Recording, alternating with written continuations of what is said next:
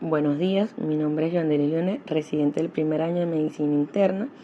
Nuestro doctor es el doctor Adam Navas y el día de hoy estamos presentando el primer módulo de la asignatura de Epidemiología.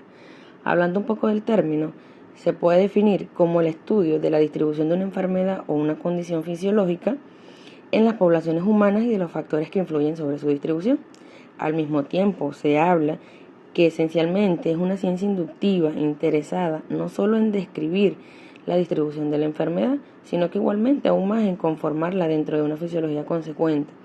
Al mismo tiempo, trata como objetivo principal de estudiar, conocer, clasificar y incorporar a la persona, al individuo, al ser humano, que está siendo afectado por un agente etiológico y a su vez comprende de factores que pueden alargar una afectación en ese organismo. La misma se dice que contamos con diferentes términos conceptuales que nos dan el estudio de dicha asignatura o de dicha terminología. Para lo que tenemos, un agente etiológico, que es una entidad biológica, física o química que puede causar una enfermedad. Este comprende de un agente infeccioso, es microorganismos que comprenden de virus, bacterias u hongos. A su vez, un anticuerpo que comprende la globulina encontrada en los fluidos tisulares o en un suero. Estos se pueden ser transmitidos por oronasales o en su defecto llamados también gotitas de fluidos. Comprende de un aislamiento, que no es más la separación de personas o animales infectados durante el periodo de transmisibilidad de la enfermedad. Hay un ambiente que es el conjunto de elementos físicos, químicos, psicosociales y biológicos. Y este comprende de un antígeno, que es el producto de un agente biológico capaz de estimular la formación de los anticuerpos. Entre los términos también tenemos la antitoxina, que son los anticuerpos protectores que inactivan proteínas solubles tóxicas de las bacterias. Tenemos un brote, que es la búsqueda de casos a través de visitas sistémicas o periódicas o eventuales a servicios de salud a domicilios o áreas determinadas. A su vez, tenemos unos casos sospechosos, que no es más la presencia de una enfermedad en un agente o un individuo que está siendo estudiado. Una vez que se sospecha este agente, puede pasar a un caso confirmado. Se da en la persona donde se identifica el agente etiológico y esta misma es aislada y se obtiene evidencias clínicas. Puede haber un contacto, que esto se da de persona a animal, que mantiene una relación suficiente con un agente infectado o un ambiente contaminado. Y podemos hablar de la contaminación, que esto es la diseminación de un agente patógeno, incidencia o una prevalencia de enfermedades al mismo bajo nivel posible de lo que lo está afectando. Podemos hablar también de la desinfección, que es la distribución de agentes infecciosos que se encuentran fuera o en la superficie del cuerpo o elementos contaminados. Se habla de que existe una endemia, que es la enfermedad que está presente de forma constante en una población con una propagación baja. También se habla de la epidemia, que es el aumento súbito de casos que se propagan en un área geográfica concreta. Podemos hablar de las enfermedades emergentes, es aquella que aparece o se diagnostica por primera vez y puede incrementarse en el futuro. Y las reemergentes, que son aquellas conocidas que aumentan después de una diseminación significativa de la incidencia. Puede haber enfermedades infecciosas que son manifestadas en el hombre o en el animal, siendo causadas por un agente microbiano, y una erradicación, que puede ser el cese de toda transmisión de la infección por la extinción artificial de una especie del agente cuestión. Continuamos hablando con respecto al huésped. Es aquel en el que el parásito llega a su madurez o pasa por su fase sexual.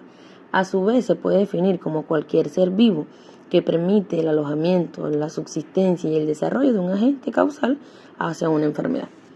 Podemos hablar de la incubación, que es el intervalo de tiempo entre la exposición efectiva del huésped susceptible a un agente biológico. A su vez, una infección, que es el desarrollo o multiplicación de un agente infeccioso en el organismo humano o animal. Una infestación, que es el desarrollo y reproducción de artrópodos en la superficie del cuerpo o la ropa. Una humanidad, que es la presencia de anticuerpos o células que poseen acción específica contra el microorganismo. Continuando con morbilidad y mortalidad, que comprende la morbilidad el número de personas enfermas en una población de un tiempo determinado, y la mortalidad no es más que el número de personas fallecidas de una población que se da por enfermedades específicas. Continuamos con la pandemia, que es el contagio masivo de una enfermedad en un continente o en todo el mundo. A su vez, hablamos de la transmisión, que es el intervalo de tiempo durante el cual una persona o animal infectado transfiere un agente biológico a otro individuo, al medio ambiente o a un organismo de un vector hematófago, posibilitando por lo tanto su transmisión a otro huésped. Esta comprende de una forma directa e indirecta. En la forma directa se habla de la transferencia del agente etiológico sin presencia de vehículo. Esta tiene una forma inmediata con contacto entre la fuente primaria de infección y el nuevo huésped, y la forma inmediata sin contacto físico. La transmisión se hace por medio de secreciones oronasales o las gotitas de fluye.